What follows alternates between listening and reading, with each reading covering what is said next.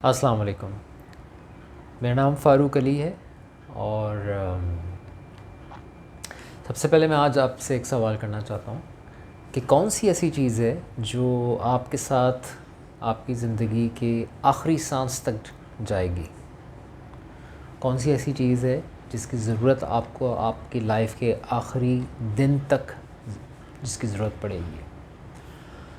کیا وہ آپ کی فیملی ہے، یا وہ آپ کی جاب ہے، یا آپ کا بزنس ہے؟ کیا چیز ہے؟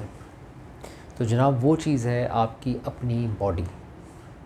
آپ کا جو جسم ہے وہ آپ کے ساتھ آخری دن تک ہے جب تک آپ زندہ ہیں، اور آپ کے سب سے زیادہ ساتھ دینے والا آپ کا یہ جسم ہے، آپ کی اپنی باڈی ہے. آپ کا سب سے زیادہ حق آپ کی اپنی باڈی پہ ہے، اس کے بعد آپ کی فیملی پہ ہے، اس کے بعد دوسرے لوگوں کا. آپ کی باڈی آپ سے کیا چاہتی ہے؟ آپ کی باڈی آپ کا ہمیشہ خیال رکھتی ہے. یہ چاہتی ہے کہ آپ بھی اس کا خیال کریں. آپ اس کا کیسے خیال کر سکتے ہیں؟ آپ فزیکل ایکسرسائز کر سکتے ہیں، آپ اپنی باڈی کے اندر انویسٹ کر سکتے ہیں اپنے ٹائم کو، اپنے پیسے کو. آپ اندازہ نہیں لگا سکتے کہ آپ کے لیے کتنا اہم ہے کہ آپ ریگولر بیس پہ ایکسرسائز کریں. آپ کے لیے کتنا اہم ہے کہ آپ اپنی باڈی میں انویسٹ کریں اپنے ٹائم کو، اپنے پیسے کو. یہ دیکھنے والی بات ہے کہ بہت سارے لوگوں کی باڈی ان کا ساتھ جلدی چھوڑ جاتی ہے، کسی کا آخری وقت تک ساتھ دیتی ہے، اور ظاہر ہے یہ وہ لوگ ہوتے ہیں جنہوں نے اپنی باڈی میں انویسٹ کیا ہوا ہوتا ہے، جنہوں نے ایکسرسائز کی اہمیت کو سمجھا ہوا ہوتا ہے، جنہوں نے کھانے پینے کے اندر احتیاط برتی ہوتی ہے. بڑی بدقسمتی کی بات ہے کہ پاکستان ڈائبٹیز کے اندر دنیا میں پہلے نمبر پہ آ چکا ہے. آخر ہم ایسا کیا کر رہے ہیں کہ ہم ڈائبٹیز میں دنیا میں پہلے نمبر پہ آ چکے ہیں؟ صحیح ہے، پاکستان کے اندر سٹریس ہے، پاکستان کے اندر مسائل ہیں، لیکن لوگوں کا جو لائف اسٹائل ہے، لوگ جس طریقے سے کولڈ ڈرنک کا استعمال کر رہے ہیں، لوگ جس طریقے سے چلنا بھول چکے ہیں. ہر کوئی آرام دہ زندگی چاہتا ہے، ہر ایک کو کمفرٹ چاہیے.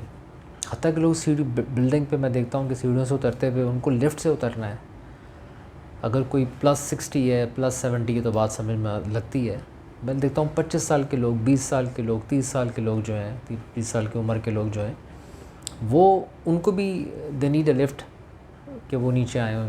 تو یہ کیوں اس طرح سے لوگوں نے اپنے لائف سٹائل کو بنا دیا ہے؟ کیوں وہ لوگ نہیں سمجھ رہے اس بات کو کہ ان کی اپنے لیے کتنا اہم ہے کہ وہ جتنا وہ بھاگیں گے، جتنا وہ چلیں گے، جتنا دوڑیں گے، جتنا ایگزرٹ کریں گے، جتنا پسینہ نکلے گا، یہ مستقبل میں ان کے اپنے کام آئے گا.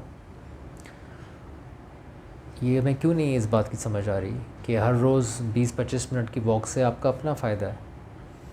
یہ وقت کا ضیاع نہیں ہے، یہ آپ کی سب سے بڑی ضرورت ہے کہ آپ نے اگر اپنی باڈی کے لیے وقت نہیں نکالا تو بعد میں آپ کی باڈی نے خدا نخواستہ آپ کا ساتھ چھوڑ دینا ہے.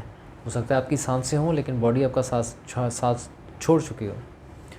تو اللہ تعالیٰ کو بھی، حدیث کا مفہوم ہے صلی اللہ علیہ وسلم، اللہ تعالیٰ کو بھی ایک مضبوط مسلمان زیادہ پسند ہے ایک کمزور مسلمان سے.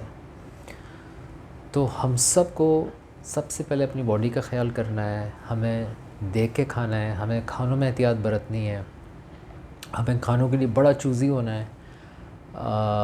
ہمیں اس بات کو ریئلائز کرنا ہے کہ اگر ہم اپنی باڈی کا خیال نہیں کیا تو ہمیں خدا نخواستہ پچھتانا پڑے گا. اگر ڈاکٹر ایک دفعہ بھی آپ کو کوئی خدا نخواستہ سرپرائز دے دیتا ہے تو پھر وہ ہیلتھ ایک ایسی چیز ہے کہ جس میں کوئی ریورس گیئر نہیں ہے. اللہ تعالیٰ مجھے، آپ کو، ہم سب کو ہر قسم کی بیماری سے محفوظ فرمائے، اور اللہ تعالیٰ ہم سب کو لائف، یہ جو صحت کی جو نعمت ہے یہ عطا فرمائے، اور اس کی قدر کرنے کی توفیق دے، اور یہ بات ریئلائز کرنے کی توفیق دے کہ ہمارے وقت کا سب سے بہترین مصرف یہ ہے کہ ہم اپنی فزیکل ایکٹیویٹی میں انوالو ہوں اور اس کو ریگولر بیس پہ کریں. Thank you very much. اللہ حافظ.